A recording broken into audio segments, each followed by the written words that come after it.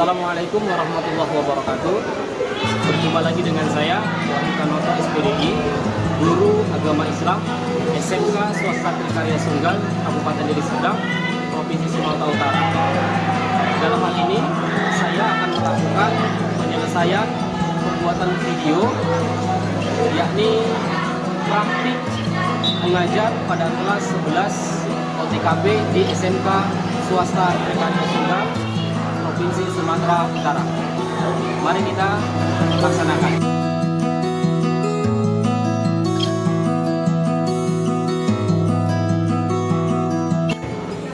Assalamualaikum warahmatullahi wabarakatuh. Waalaikumsalam warahmatullahi wabarakatuh. Selamat pagi anak-anak. Pagi Pak. Apa kabar?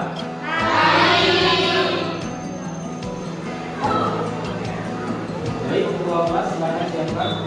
Ini beri salam kepada Bapak Guru. Assalamualaikum warahmatullahi wabarakatuh. Waalaikumsalam warahmatullahi wabarakatuh. Baik, sebelum kita melaksanakan proses pembelajaran, marilah kita berdoa seraya memohon agar pembelajaran kita hari ini berjalan dengan lancar. Baik, doa dimulai.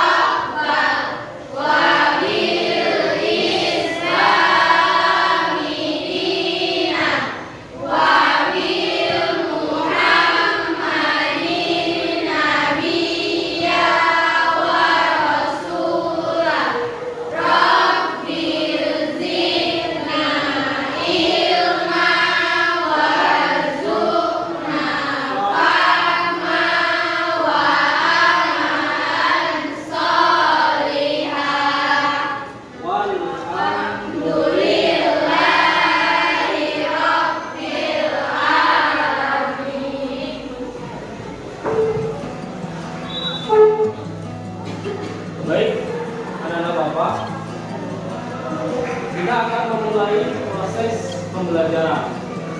Sebelum pembelajaran kita mulai, Bapak akan mengabsen kamu terlebih dahulu.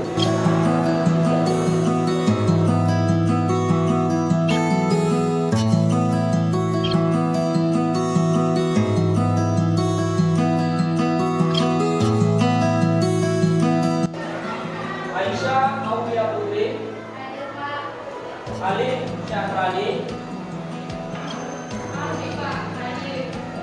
Amanda Atika Devi, Andira Nursiana, Dara Jelita, Dela Ella Anjani, Kairila Salsabila Tanjung, Lilis Dayani Sikangga, Natasha Nafia, Nikita Amelia, Putri Hikmah Ila, Aulia Kalestari, Wulandari, Yudi Stira, Zian Haji, Riki Pratama. Ini tidak masuk ke mana? Oke. Selanjutnya ada yang belum dipanggil? Oke, baik. Ya, kita doakan teman kita si Riki agar bisa berprestasi dalam melaksanakan Olimpiade. Sedangkan untuk teman kita si Zahra, kita doakan agar cepat sembuh dan bisa bergabung lagi dengan kita melaksanakan proses pembelajaran.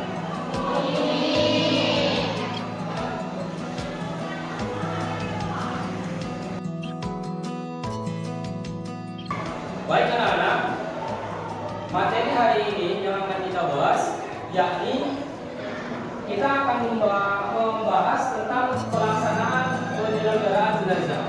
Tetapi sebelum kita masuk ke materi yang akan kita bahas, materi yang akan kita pelajari, Bapak akan absensi terlebih dahulu. Kira-kira adakah di antara kalian yang belum paham tentang materi yang telah lalu? Alhamdulillah Kak, materi yang lalu kami sudah paham. Baik, alhamdulillah ternyata pembelajaran yang lalu sudah kita laksanakan dengan baik.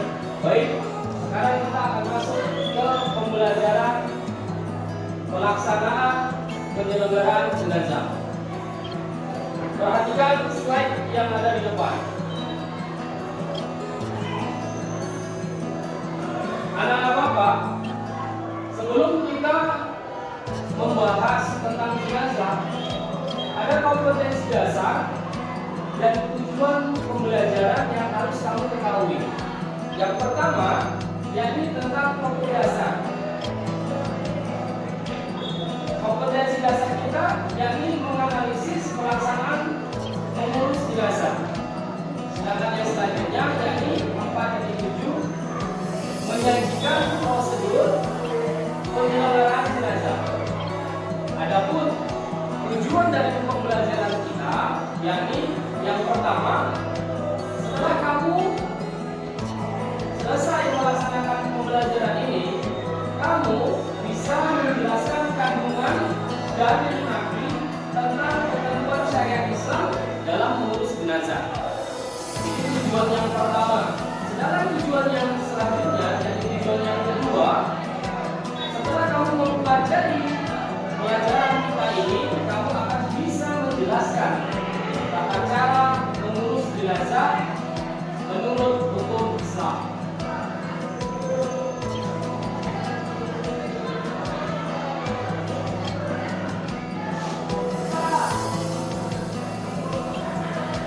Baik, pelaksanaan penyelenggaraan jenazah.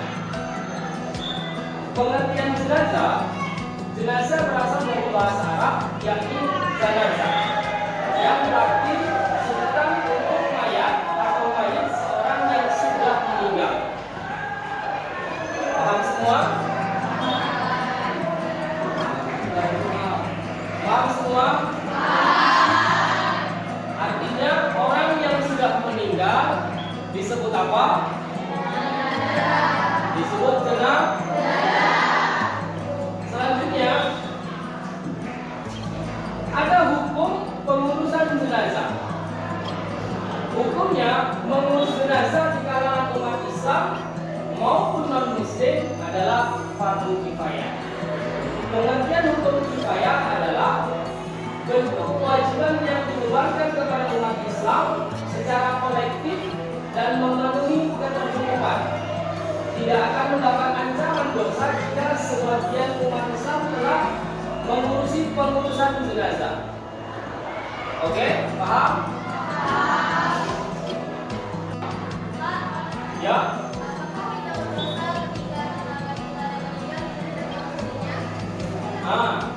Coba kamu lihat di slide yang telah Bapak buat. Tadi pertanyaan dari teman kamu, apakah berdosa jika kita tidak mengurus jenazah tetangga kita yang sudah meninggal?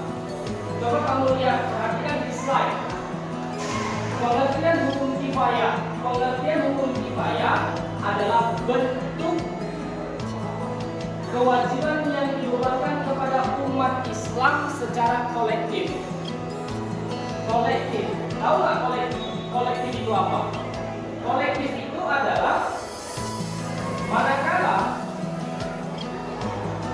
sudah ada orang yang mengurus jenazah. Kita lihat sudah ada yang mengurus jenazah, maka bergugurlah atau gugurlah kewajiban kita sebagai seorang muslim untuk mengurus jenazahnya. Manakala sudah ada yang mengurusnya, maka gugurlah kewajiban kita untuk mengurusnya. Tetapi apabila tidak tidak ada yang mengurusnya, maka wajiblah bagi kita. Manakala tidak, kita akan berdosa. Baik, selanjutnya perawatan jenazah. Kewajiban pertama orang muslim terhadap saudaranya adalah memandikan, mengkafani, dan menyolatkannya dan menguburkannya berdasarkan ajaran Islam. Yang pertama, memandikan. Syarat-syarat jenazah wajib dimandikan. Yang pertama, mayat itu adalah seorang muslim. Yang selanjutnya, didapati tubuhnya walaupun sedikit. Selanjutnya, bukan mati syahid, yakni mati dalam peperangan untuk membela agama Allah atau agama Islam. Jadi, seseorang yang meninggal dalam keadaan membela agama Allah, maka dia tidak wajib untuk dimandikan. Paham? Paham? Baik, selanjutnya ada tata cara memandikan jenazah. Ada tata cara memandikan jenazah. Hal-hal yang perlu dipersiapkan. Yang pertama, kita menyediakan tempat mandi. Selanjutnya air bersih, sabun mandi, sarung tangan, setutup nafas, dan air kapur halus. Dan ini adalah niat untuk memandikan jenazah. Apabila jenazah laki-laki, maka niatnya yakni nawaitul husna bi hadzal mayyiti lillahi ta'ala. Sedangkan manakala jenazahnya wanita, maka niatnya nawaitul husna li hadzal mayyitati lillahi ta'ala. Jadi ada perbedaan antara niat untuk mayat laki-laki dan niat untuk mayat perempuan.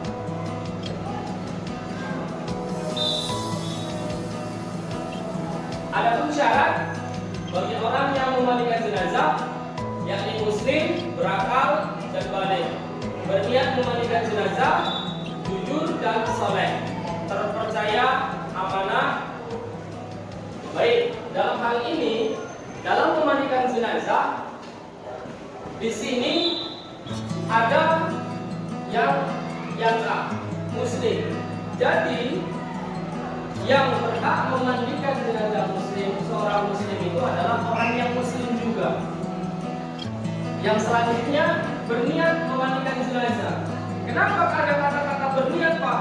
Terkadang ada orang yang tidak berniat untuk memandikan jenazah, melainkan apa? Dia hanya ingin tahu kondisi si mayat. Kepo dalam bahasa kamu sehari-hari. Yang selanjutnya jujur dan soleh. Orangnya jujur. Yang selanjutnya terpercaya dan amanah. Ya, di situ ada terpercaya dan amanah. Manakala kita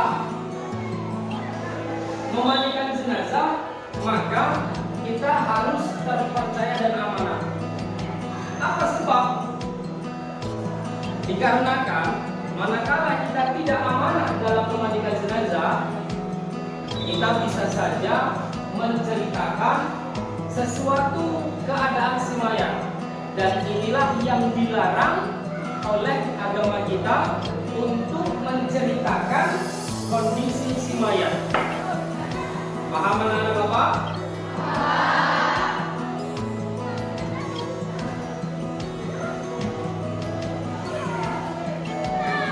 Jika jenazahnya laki-laki, maka yang memandikannya laki-laki. Orang yang utama memandikan dan mengkafani mayat laki-laki adalah orang yang diwasiatkan, kemudian bapak, kakek, keluarga terdekat, muhrim, dan istrinya.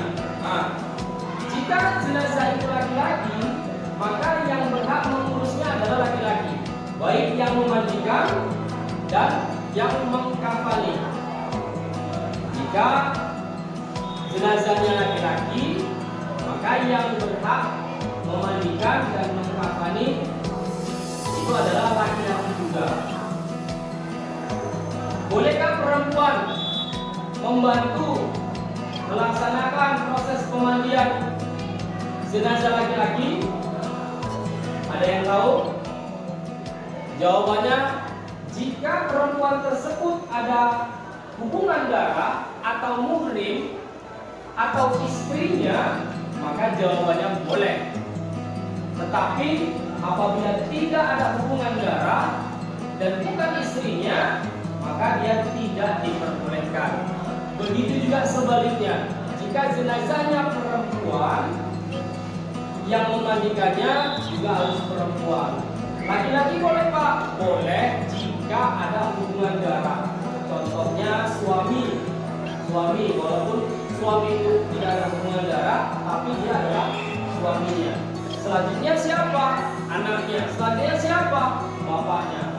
Begitulah dia yang berhak memandikan jenazah, baik itu laki-laki maupun perempuan. Ada syarat-syaratnya. Selanjutnya, mengkafani jenazah. Mengkafani jenazah adalah menutup atau membungkus jenazah dengan sesuatu yang dapat menutup tubuhnya. Walau hanya sekedar kain, hukum mengkafani jenazah muslim itu bukan mati syahid, adalah fardu kifayah. Dan hal-hal yang disunahkan dalam mengkafani jenazah adalah kain kafan yang digunakan hendaknya kain kafan yang bagus, bersih dan menutupi seluruh tubuh mayat. Dan selanjutnya kain kafan hendaknya berwarna putih. Ada yang ingin bertanya? Ya, silakan Salsabila.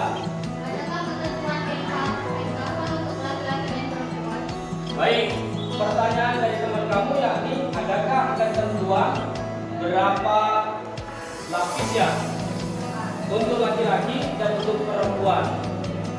Di kalangan kita yang terjadi untuk laki-laki yakni terdiri dari 3 lapis kain, di mana kita sudah pernah membahasnya. Yang selanjutnya untuk wanita terdiri dari 5 lapis kain kafan. Paham? Ada lagi yang ingin bertanya? Baik, siap. Apa pertanyaannya? Seandainya ada keterbatasan kain, bolehkah itu hanya satu lapis? Baik. Pertanyaan teman kamu, seandainya ada keterbatasan jumlah kain. Misal kalau tadi laki-laki 3 lapis dan perempuan 5 lapis untuk membungkus mayat, yakni kain kafannya. Manakala terjadi hal seperti itu, ingat, 3 lapis dan 5 lapis itu adalah hal yang sunnah. Jika kain itu berlebih dan mencukupi dan ada, boleh 3, hukumnya sunnah. Dan manakala ada keterbatasan pada si kain, maka cukup 1 lapis saja untuk membungkus seluruh badan si mayat. Baik anak-anak, karena waktu kita sebentar lagi akan selesai, Bapak akan membuat kelompok untuk tugas kita. Baik, Bapak akan membuat 4 kelompok. Kelompok 1, kelompok 2, kelompok 3, dan kelompok 4. Baik, silakan kamu berbalik tempat dudukmu. Kamu berbalik. Ya Kak, silakan. Berbalik. Kamu berbalik. Ya. Ya, kamu boleh ke sana.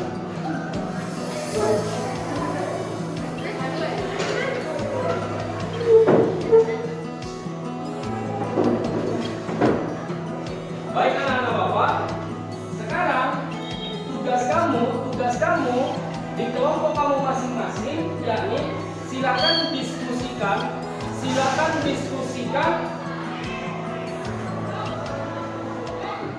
pembahasan tentang jenazah. Silakan didiskusikan.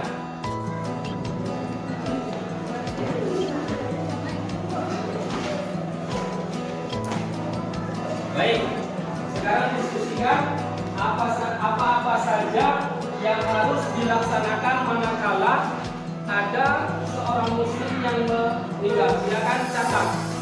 Silakan catat apa-apa saja.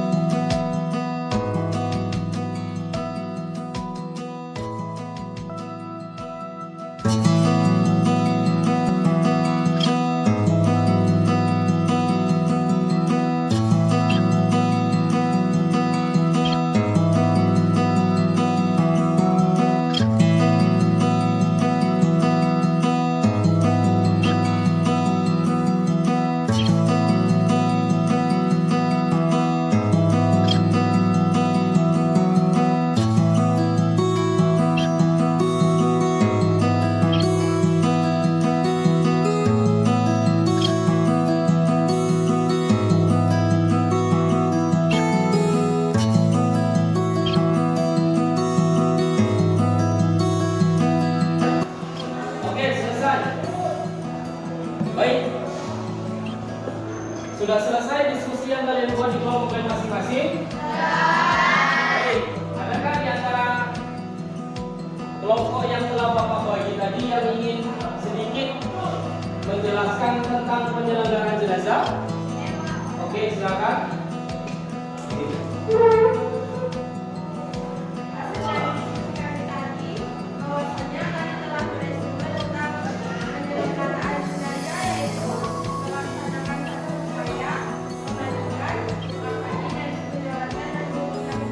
Baik, beri tepuk tangan untuk teman kamu.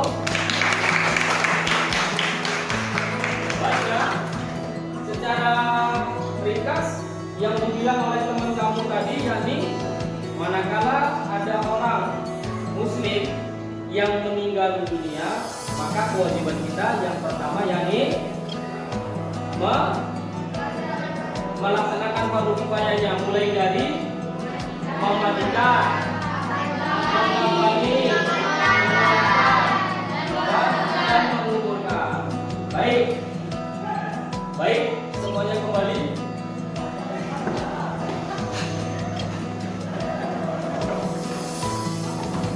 Baik anak-anak Bapak, untuk selanjutnya minggu depan kita akan melaksanakan praktik penyelenggaraan jenazah, yakni cara memandikan dan mengkafaninya. Karena waktu telah selesai, kira-kira tidak ada lagi yang ingin bertanya. Sudah paham? Baik, kita sudah paham semua.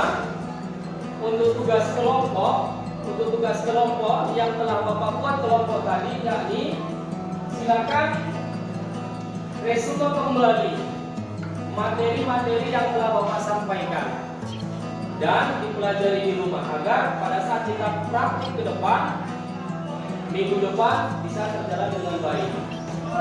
Baiklah, inilah pertemuan kita untuk mendapatkan atau mengucapkan rasa syukur kita kepada Allah. Marilah kita membaca doa seraya membaca surah An-Nas. Baik,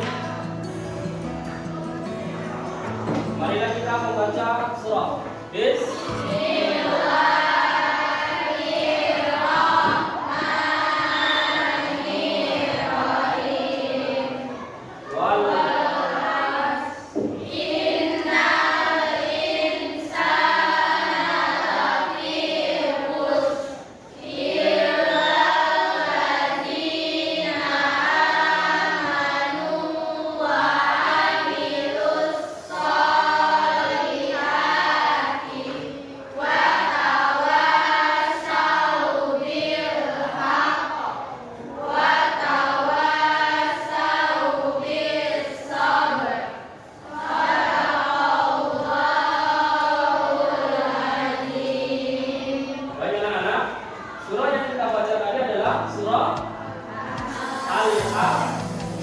Al-Asr. Jadi jangan salah membaca surahnya. Baik, ini saja yang dapat Bapak sampaikan. Lebih kurang mohon dimaafkan. Wabillahi taufiq wal hidayah. Assalamualaikum warahmatullahi wabarakatuh.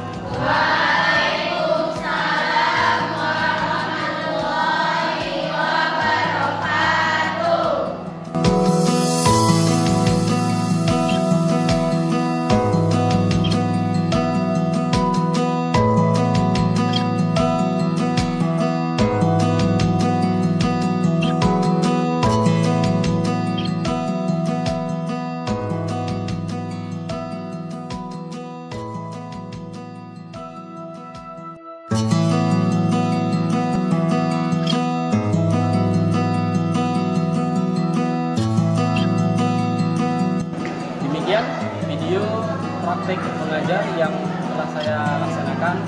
Lebih dan kurang saya mohon maaf. Wabillahi taufiq wal hidayah. Assalamualaikum warahmatullahi wabarakatuh.